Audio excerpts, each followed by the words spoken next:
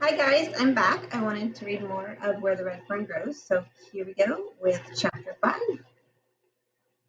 On arriving at the depot, my nerve failed me. I was afraid to go in. I didn't know what I was scared of, but I was scared. And before going around to the front, I peeked in the window. The station master was in the office looking at some papers. He was wearing a funny little cap that had no top in it.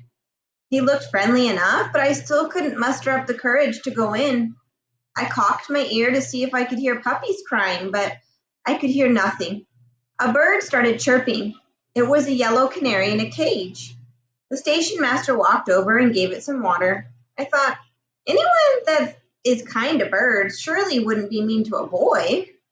With my courage built up, I walked around to the front and eased myself past the office. He glanced at me and turned back to the papers. I walked clear around the depot and again walked slowly past the office. Glancing from the corner of my eye, I saw the station master looking at me and smiling. He opened the door and came out on the platform. I stopped and leaned against the building. Yawning and stretching his arms, he said, "Sure is hot today. Doesn't look like it's ever going to rain." I looked up at the sky and said, "Yes, sir. It is hot, and we sure could do with a good rain. We need one bad up where I come from." He asked me where I lived. I told him, "Up the river a ways." He said, "I have some puppies in there for a boy that lives up on the river. His name's Billy Coleman. I know his dad, but I've never seen the boy. I figured he would be in after them today." On hearing this remark, my heart jumped clear up in my throat. I thought surely it was going to hop right out on the depot platform. I looked up and tried to tell him who I was, but something went wrong. When the words finally came out, they sounded like the squeaky old pulley on our well when Mama drew up a bucket of water. I could see a twinkle in the station master's eyes. He came over and laid his hand on my shoulder. In a friendly voice, he said, "So you're Billy Coleman. How's your dad?" "They sure are fine-looking pups." I told him Papa was fine and handed him the slip my grandpa had given me. He said, "You'll have to go around the freight door." I'm sure my feet never touched the ground as I flew around the building. He unlocked the door and I stepped in, looking for my dogs. I couldn't see anything but boxes, barrels, old trunks, and some rolls of barbed wire. The kindly station master walked over to one of the boxes. "Do you want box and all?" he asked. I told him I didn't want the box. All I wanted was my dogs. "How are you going to carry them?" he asked. "I think they're a little too young to follow." I held out my gunny sack. He looked at me, looked at the sack. Chuckling, he said, "Well, I guess dogs can be carried that way, same as anything else, but we'll have to cut a couple of holes to stick their heads through so they won't smother." Getting a claw hammer, he started tearing off the top of the box. And as nails gave way and boards splintered, I heard several puppy whimpers. I didn't walk over, I just stood and waited. After what seemed like hours, the box was open. He reached in, lifted the pups out, and set them down on the floor. "Well, there they are," he said. "What do you think of them?" I didn't answer. I couldn't. All I could do was stare at them. They seemed to be blinded by the light and kept blinking their eyes. One sat down on his little rear and started crying. The other one was waddling around and whimpering. I wanted so much to step over and pick them up. Several times I tried to move my feet, but they seemed to be nailed to the floor. I knew the pups were mine, all mine, yet I couldn't move. My heart started aching like a drunk grasshopper. I tried to swallow and couldn't. My Adam's apple wouldn't work. One pup started my way. I held my breath. On he came until I felt a little scratchy foot on mine. The other pup followed, and a warm puppy tongue caressed my sore foot. I heard the station master say, "They already know you." I knelt down and gathered them in my arms. I buried my face between their wiggling bodies and cried. Station master, sensing something more than just two dogs and a boy, waited in silence. Raising with the two pups held close to my chest, I asked if I owed anything. He said, "There is a small feed bill, but I'll take care of it. It's not much anyway." Taking his knife, he cut two slits in the sack. He put the pups in it and worked their heads through the holes. And as he handed the sack to me, he said, "Well, there you are. Goodbye and good hunting." Walking down the street toward town, I thought, now maybe the people won't stare at me when they see what I've got. After all, not every boy owns two good hounds. Turning the corner onto the main street, I threw out my chest. I hadn't gone far before I realized that the reception I got wasn't what I thought it would be. People began to stop and stare. Some even snickered. I couldn't understand why they were staring. Surely it couldn't be at the two beautiful hound pups sticking out of the gunny sack. Thinking that maybe I had a hole in the seat of my breeches, I looked over into my reflection in the plate glass window. I craned my neck for a better view of my rear. I could see a patch there all right and a few threadbare spots, but no whiteness was showing through. I figured that the people were just jealous because they didn't have two good hounds. I saw a drunk coming, and he was staggering all over the street. And just as he was passing me, I heard him stop. And as I looked back, I saw he was standing wide-eyed at my sack. Closing his eyes, he rubbed them with his hands and opening them, then he stared. Shaking his head, he staggered on down the road. All around, people began to roar with laughter. Someone shouted, "What's the matter, John? You seeing things today?" I hurried on, wanting to get away from the stares and the snickers. It wouldn't have happened again in 100 years, but there they came. The same two old women I had met before. We stopped and had another glaring fight. One said, "I declare," and the other one snorted, "Well, I never." My face burned. I couldn't take it anymore. After all, a man can stand so much and no more. In a loud voice, I said, "You may have these people fooled with those expensive-looking feathers in your hats, but I know what they are. They're goose feathers painted with iodine." One started to say something, but her words were drowned out by the roaring laughter from all around.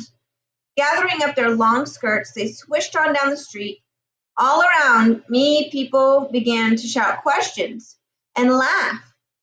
One wanted to know if I had a mother in my sack. Storekeeper stepped out and gawked. I could see the end of the street, but it looked as if it were 100 miles away. My face was as red as a fox's tail.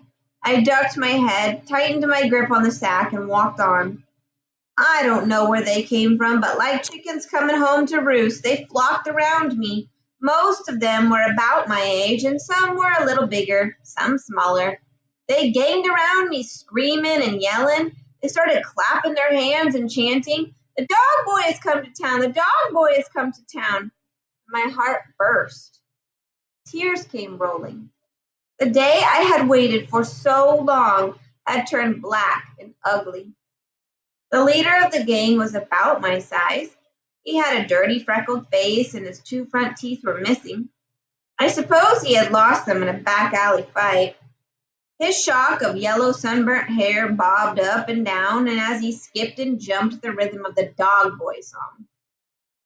He wore a pair of cowboy boots, and they were 2 sizes too big for him, no doubt handed down by an older brother. He stomped on my right foot, and I looked down and I saw a drop of blood ooze out from under the broken nail. It hurt like the dickens, but I gritted my teeth and I walked on. Freckleface pulled the ear of my little girl pup, and I heard her painful cry. That was too much. I hadn't worked 2 long, hard years for my pups to have some freckle-faced punk pull their ears. Swinging the sack from my shoulder, I walked over and set it down in the doorway. As I turned around to face the mob, I doubled up my fist and took a Jack Dempsey stance. Freckleface said, "So you want to fight?" He came in swinging. I reached way back in Arkansas somewhere, and by the time my fist had traveled all the way down the Cherokee Strip, there was a lot of powder behind it. Smack on the end of Freck's nose, it exploded, and with a loud grunt, he sat down in the dusty street. Grabbing his nose in both hands, he started rocking and moaning, and I saw the blood squeeze out between his fingers. Another one sailed in. He didn't want to fight. He wanted to wrestle. He stuck a finger in my mouth. I ground down. Shaking his hand and yelling like the hoot owls were after him, he ran across the street. Another one bored in, and I aimed for his eye, but my aim was a little low, and I caught him in the Adam's apple. A sick look came over his face. Bending over, croaking like a bullfrog that had been caught by a water moccasin, he started going around in a circle.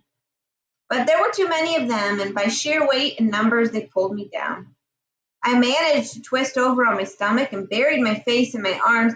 I could feel them beating and kicking my body. All at once, the beating stopped, and I heard loud cries from the gang. And turning over on my back, I was just in time to see the big Marshall plant and number 12 boot in the seat of the last kid. I just knew I was next. I wondered if he'd kick me while I was down. I lay where I was. He started toward me. Closed my eyes. I felt a hand as big as an anvil clap on my shoulder, and I thought, he's going to stand me up and then knock me down. He raised me to a sitting position. His deep, friendly voice said, "Are you all right, son?" I opened my eyes, and there was a smile on his wide, rugged face, and in a choking voice I said, "Yes, sir, I'm all right." He helped me to my feet. His big hand started brushing the dust from my clothes. "Those kids are pretty tough, son," he said. "They're really not bad. They'll grow up someday." "Marshall," I said. "I wouldn't have fought them, but they pulled my pup's ears." He looked over at my sack. One pup had worked its way almost out through the hole, and the other one's head and two little paws were sticking out. Both of them were whimpering. A smile spread all over the big Marshall's face. "So that's what started the fight," he said. Walking over, he knelt down and started petting the pups. "They're fine-looking dogs," he said. "Where'd you get them?" I told him I had ordered them from Kentucky. "What'd they cost you?" he asked. $40, I said. He asked if my father had bought them for me. "No," I said. "I bought them myself." He asked me where I got the money. "I worked and saved it," I said. "Takes a long time to save $40, he said. "Yes," I said. "It took me 2 years." 2 years, he exclaimed. I saw an outraged look come over the marshal's face. Reaching up, he pushed his hat back. He glanced up and down the street, and I heard him mutter, "There's not a one in that bunch with that kind of grit." Picking up my sack, I said, "Thanks for helping me out. Guess I'd better be heading home." He asked where I lived. I said, "Up the river a way." "Well, you got time for a little bottle of pop before you go, haven't you?" I started to say no, but looking at his big, friendly smile, I smiled back and said, "I guess I have." Walking into the general store, the marshal went over to a large red box and pulled back the lid. He asked what kind I wanted. I had never had a bottle of pop in my life, and I didn't know what to say. Seeing my hesitation, he said, "The strawberry looks pretty good." I said, "That will be fine." The cool, sweet pop felt wonderful to my hot, dry throat. My dark little world had brightened up again. I had my pups, and I had found a wonderful friend. I knew that the stories I had heard about marshals weren't true. Never again would I be scared when I saw one. And back out on the street, I shook hands with the marshal, saying as I did, "If you're ever up in my part of the country, come over and see me. You should find our place by asking at my grandfather's store." "Store?" he asked. "Why, the only store upriver is about 30 miles from here." "Yes," I said. "That's my grandpa's place." He asked, "Well, I won't make it tonight," he said. "Will you?" "No," I said. "I intend to camp out somewhere." I saw he was bothered. "I'll be all right," I said. "I'm not scared of the mountains." He looked at me and at my pups. "I'll be all right," I said. "I'm not scared of the mountains." He looked at me and at my pups. Taking off his hat, he said, "Yes, I guess you'll be all right. Well, goodbye and good luck, and if you're ever in town again, look me up." From far down the street, I looked back. The marshal was still standing where I'd left him. He waved his hand and I waved back, and on the outskirts of town, I stopped and picked up a can and my provisions. I hadn't gone far before I realized that I had undertaken a tough job. The sack became heavier and heavier, and for a while my pups cried and whimpered. They had long since pulled their heads back in the sack, and I would peek at them every once in a while. They were doing all right, curled up in two little round balls on my bundles, and they were fast asleep. Deep in the heart of the Sparrowhawk Mountains, night overtook me, and there in a cave with a stream close by, I pulled up for the night. Taking my pups and bundles from the gunny sack, I used it to gather leaves to make us a bed. My pups followed me on every trip. whimpering and crying, tumbling and falling over sticks and rocks. After the bed was made, I built a fire. In a can of water from the mountain stream, I boiled 3 eggs. Next, I boiled half of the remaining salt pork. And cutting the meat up into small pieces, I fed it to my pups. And each of us had a piece of candy for dessert. My pups enjoyed the candy, and with their needle-sharp teeth, they gnawed and worried it with it away until it was melted. And while they were busy playing, I dragged up several large timbers and built a fire which would last for hours. In a short time, the cave grew warm and comfortable from the heat. The leaves were soft and felt good on my tired body and sore feet. And as I lay stretched out, my pups crawled all over me. I played with them. They would waddle up to the front of the cave, look at the fire, and come scampering back to roll and play in the soft leaves. I noticed the boy dog was much larger than the girl dog. He was a deeper red in color. His chest was broad and solid. His puppy muscles nodded and rippled under his velvety skin. He was different in every way. He would go closer to the fire. I saw right away he was bold and aggressive. And once he went around the fire and ventured out into the darkness. I waited to see if he would come back. He came wobbling to the mouth of the cave, but he hesitated there. He made several attempts to come back, but the flames were leaping higher by the minute, and the space between the fire and the wall of the cave was much hotter than when he had ventured out. Whimpering and crying, he kept trying to get around the fire. He said not a word, just watched. Puppy though he was, he did something which brought a smile to my face. Getting as close as he could to the side of the cave, he turned his rear to the fire, and hopping sideways, yipping at every jump, he made it through the heat and sailed into the pile of leaves. He had had enough. Curling up in a ball close to me, he went to sleep. The girl pup was small and timid. Her legs and body were short, and her head was small and delicate. She must have been a runt of the litter. I didn't have to look twice to see what she lacked in power. She made up in brains. She was a much smarter dog than the boy dog, more sure of herself, more cautious. I knew when the trail became tough, she would be the one to unravel it. I knew I had a wonderful combination. And my dogs, I had not only the power, but the brains along with it. I was a tired boy. My legs were stiff and my feet sore and throbbing. My shoulders were red and raw from the weight of the sack. I covered my pups up in the leaves and moved my body as close to them as I could. I knew as night wore on, the fire died down, the chill would come. Tired but happy, I fell asleep. Along in the silent hours of the night, I was awakened. I opened my eyes but didn't move. I lay and listened, trying to figure out what it was that had aroused me. At first, I thought it was one of my pups that had awakened me by moving and whimpering. I discarded this thought, for I could see that they were both fast asleep. I decided it was my imagination working. My fire had burned down, leaving only a glowing red body of coals. The cave was dark and silent. Chill from the night had crept in, and I was on the point of getting up to rebuild my fire when I heard what had awakened me. At first, I thought it was a woman screaming. I listened. My heart began to pound. I could feel the strain all over my body. The nerves grew tighter and tighter.